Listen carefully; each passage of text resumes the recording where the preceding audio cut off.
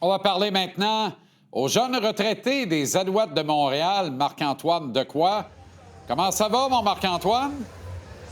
Ben ça va bien. Comment tout tu vas, Jean-Charles? Je suis content. Ça va commencer de parler de football, là.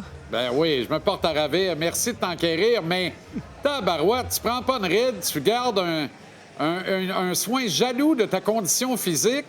Fait 4 mois que tu es à la retraite, puis on t'honore ce soir. Ça va pas un peu vite, tout ça? Ben, je sais pas si tu savais, mais les Alouettes sont précoces. Donc, eux autres, ils font tout très rapidement. Comment tu te sens? Écoute, je vais te dire, me sens bien, je vais te dire ça, là, tantôt, j'étais en route avec ma copine et évidemment, j'ai pas de match à jouer. Puis moi, je partais toujours à 4 heures pour un match à 7 heures. Puis je te dis, à 4 heures, là, je sais pas, je commençais à shaker un peu, je me sentais un peu angoissé, anxieux. Puis j'ai dit à ma copine, j'ai dit, Vic, j'ai le sentiment que je m'en vais jouer une game de foot. Comme mon corps n'a pas encore fait la transition qu'ici, c'est juste pour être un spectateur puis être un partisan. Fait que c'est vraiment un peu un mix d'émotions en ce moment. J'ai rencontré les joueurs, j'ai parlé avec les coachs. Ça fait vraiment du bien, mais c'est vraiment difficile à décrire. Mais je suis très serein puis je suis en paix avec ma décision. Mais là, écoute, t'es allé au-devant de ma première question, mais avec brio, là, comme tu sais le faire d'ailleurs, mais t'es sûr que t'es serein puis en paix, là? Mais le truc, faut que tu te le dises pour te croire. Fait que je me le dis et je me crois. Tu sais, quand on se regarde le matin dans le miroir, on dit on est bon, on est capable, c'est ça que je fais. Tu parles de ton corps là, qui t'appelait au stade à 4 heures. Est-ce que c'est ton corps qui t'a dit quitte le stade à jamais? C'est un peu ça, hein? C'est le corps plus que la tête, dans le fond, qui a pris la décision. Oui. Ah, 100 c'est le corps. La tête, je suis passionné de ça. C'est mon amour de jeunesse. Ça va être mon amour de vie, ce sport-là. Malheureusement, je n'étais plus capable de suivre.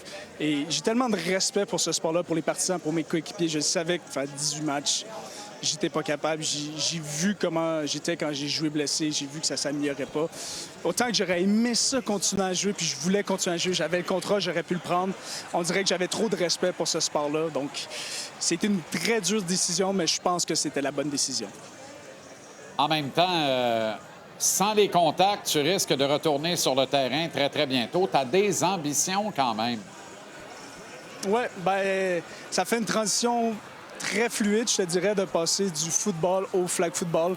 C'est ça que j'ai fait. Je viens de rejoindre l'équipe nationale de flag football pour cet été, pour l'édition 2026. On va essayer de compétitionner, en fait, au championnat du monde pour aller chercher le bib olympique pour qualifier le Canada en 2028 aux Jeux olympiques de Los Angeles. Donc, c'est cet objectif-là pour les 2 prochaines années que je me donne.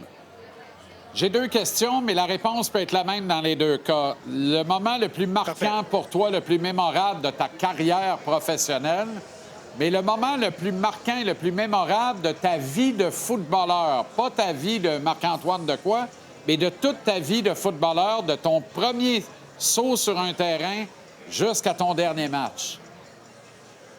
Oh mon Dieu Seigneur, écoute, si je m'aurais préparé, je t'aurais donné une bonne, mais là, sur le spot comme ça, je pense que football, le meilleur moment, évidemment, c'est la Coupe Grey. Mais en fait, c'est pas la Coupe Grey en tant que telle, c'est le dernier jeu du match, le botté qui a été fait, que je l'ai rattrapé dans mes mains, que si j'échappe ce ballon-là, ben ça se peut que ça soit la fin, puis les Alouettes sont pas les champions. Mais je rattrape ce ballon-là, je tombe à terre, puis je réalise sur le moment que je suis un champion de la Coupe Grey. Puis je pense que le meilleur moment de ma vie en tant que joueur de football, c'est la première fois que j'étais ici au stade Percival Molson avec mon père. Puis j'ai vu les Alouettes sortir du terrain. J'ai eu un sentiment dans moi que je voulais vivre ça, puis j'ai réussi 20 ans plus tard. C'est quand même pas banal, ça, hein? Tu veux dire, tu t'en viens au stade, tu vois les gars courir vers le terrain, puis tu dis, oh boy, attends un peu, mais qu'est-ce que c'est ça? T'es happé, puis c'est ça que tu te mets à cultiver, hein, à partir de ce moment-là, dans le fond. Ah oui, dans le temps, c'était un rêve. C'était la seule chose que je pouvais voir. Il n'y avait pas les réseaux sociaux. Il fallait que tu aies le câble pour voir les images. Sinon, moi, il fallait que j'aille en vrai pour les regarder. Il fallait que j'aille voir les matchs pour être capable d'assister à ça. Fait que c'était un événement, j'y pensais toute la semaine. Puis les seules images que tu avais, c'était dans ta tête. Donc, je refaisais ces images-là. C'est vraiment, ça a été cultivé dans ma tête. Puis je pense que c'est la raison pourquoi ça a été si puissant que moi, cette année-là, la gagner. Et que, évidemment, le fameux discours et tout. Oui, on ne l'oubliera jamais, celui-là. Tu as certainement vu le match de la semaine passée, une autre belle victoire à Hamilton. C'est toujours plaisant de battre Hamilton, comme Toronto, d'ailleurs. On devrait le faire ce soir. Qu'est-ce qui t'a sauté aux yeux de ce premier match-là? C'est-tu l'excellence de Davis Alexander? Qu'est-ce que tu as vu que tu as dit « Wow, OK, on est en business », là?